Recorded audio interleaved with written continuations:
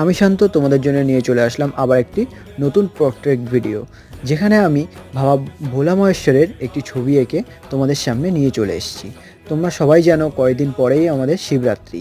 আমি চেষ্টা করেছি বাবা ভোলা মহেশ্বরের একটি উগ্র মূর্তি ছবি আঁকার। তোমরা সবাই জানো যে মানুষ হলো অভ্যাসের দাস, ঠিক তেমনই আমারও কিছু খারাপ অভ্যাস তৈরি হয়ে গেছিলো এই 4টে মাসে। আমি যেহেতু বাইরে ছিলাম, এই কারণবশত অনেক দিনই সেইভাবে এই রং তুলির সাথে খেলা করে হয়ে ওঠেনি।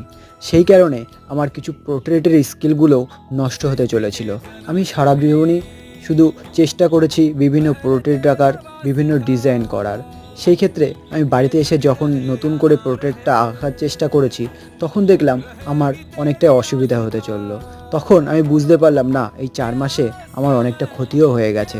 তোমরা যেমন নতুন ভিডিও পাওনি, তেমন আমারও অনেকটা ক্ষতি হয়েছে। ভিডিওটা ভালো লাগলে অবশ্যই like, comment, share and subscribe করতে ভুলবে না জানা।